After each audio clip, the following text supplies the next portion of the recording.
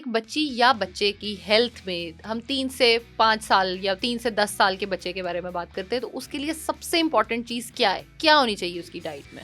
उसकी डाइट के अंदर सबसे इम्पॉर्टेंट चीज़ प्रोटीन है। ठीक है, अभी देखें हमारे बच्चों की ग्रोइंग एज होती है, आपको ग्रोथ स्पर्ट्स के बारे में पता है। यस, ठीक है, आप भी न्यूट्रिशनिस्ट हैं, मैं भी न्यूट्रिशनिस्ट हूँ। हम आम जुबान में इसलिए बोलेंगे कि लोगों को समझ आए, हमें तो समझ आ रही लोगों को। हाँ, ग्रोथ स्पर्ट्स की बात यह है कि हमारे बच्चे जब बड़े हो रहे होते हैं, ठीक है, तो उनकी ज़िंदगी के अंदर कुछ सालों के बाद और कुछ महीनों के बाद एक वो टाइम आता है जब उन्होंने अपना कद बढ़ाना होता है। True. अपना मसल मास इंक्रीज करना होता है। ठीक है, उस टाइम के अंदर बच्चों को प्रोटीन की बहुत ज़्यादा ज़रूरत होती है, बच्चों को फैट्स की बहुत ज़्यादा ज़रूरत होती है, हेल्दी फैट्स की ज़रूरत होती है, बच्चों को खेलने की ज़रूरत होती है, बच्चों को अपने मसल्स को इम्प्रूव करने की ज़रूरत होती है, उनका IQ भी उसी हिसाब से बढ़ रहा होता है, because these are the learning stages ना। जब हम कुछ भी सीख रहे थे, मुझे आज भी याद है कि मुझे 3 साल की उम्र में किसी बंदे ने एक स्पेसिफिक वे के अंदर क्या बात कही थी। True. ठीक है, तो वो हमारी मेमोरीज उस तरह से जो है वो बिल्ड कर रही होती हैं। तो प्रोटीन, फैट्स, कार्बोहाइड्रेट्स, तमाम के तमाम जो हमारे पास 5 फूड ग्रुप्स हैं, ये एक बच्चे की ग़िज़ाई नशोनुमा का एक अहम तरीन हिस्सा है। अच्छा, अब 3 साल से नीचे आते हैं। मैं 3 साल से ऊपर इसलिए गई थी क्योंकि वहाँ पे एक और किस्म का ट्रीटमेंट है।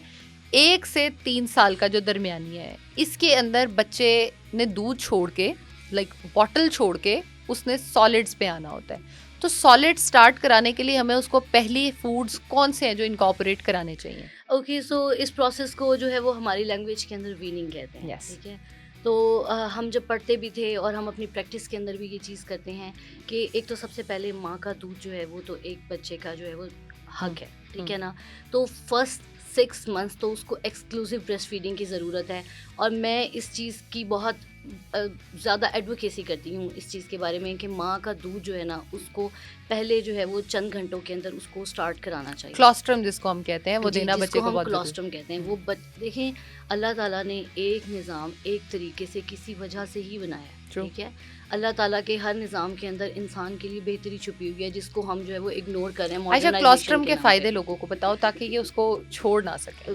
क्लोस्ट्रम के बेइंतहा फ़ायदे हैं। सबसे पहले तो जो हम बच्चा पैदा होता है, हम इम्यूनिटी के इंजेक्शंस लगाते हैं। Yes. ठीक है, क्लोस्ट्रम इज़ दैट इम्यूनिटी का इंजेक्शन फॉर किड्स। ठीक है, और दूसरी बात ये कि मैं बॉटल फीडिंग के सख्त खिलाफ हूँ। पहली बात तो फर्स्ट 6 मंथ्स के अंदर तो हमें एक्सक्लूसिव ब्रेस्ट फीडिंग करवानी चाहिए।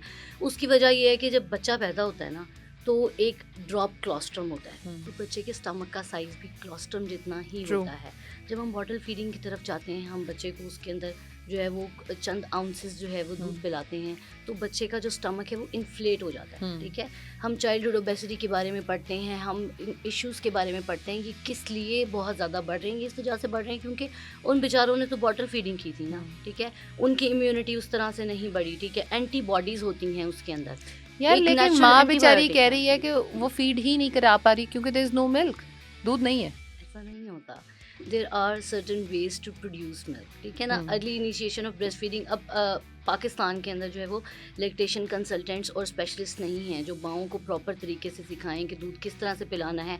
बच्चे को पकड़ने का एक स्पेसिफिक पॉस्चर होता है, उसको फीड कराने का एक पॉस्चर होता है। अगर नहीं भी आ रहा, आजकल तो हमारे पास ऐसी मशीनरीज आ गई हैं जिसके थ्रू आप क्लोस्ट्रम जो है वो आप सक आउट कर सकते हैं अपने ब्रेस्ट। अच्छा, क्लोस्ट्रम के मैं यहाँ पे बेनिफिट्स जो है ना वो बताना चाहूँगी। आपको अगले 30 से 35 साल तक जो भी बीमारियाँ होनी हैं उनसे बचाने के लिए क्लोस्ट्रम एक बहुत इंपॉर्टेंट रोल प्ले करता है।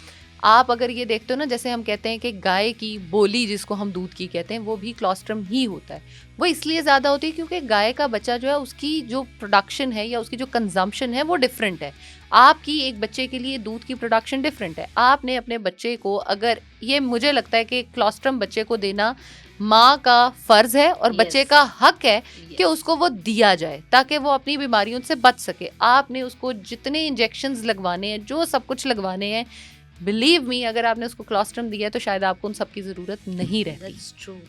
लेकिन हम क्लोस्ट्रम पे कॉम्प्रोमाइज कर लेते हैं, इंजेक्शंस पे कॉम्प्रोमाइज नहीं करते। Exactly, that's our problem. Prevention, yes, that's what I am talking about. We are, हम लोगों का एक प्रॉब्लम ये है, या शायद हम लोगों का दिमाग इस तरह से बना दिया गया, हम उस सोसाइटी का हिस्सा हैं जहाँ पे आफत आने के बाद हम सोचते हैं कि अब क्या करें।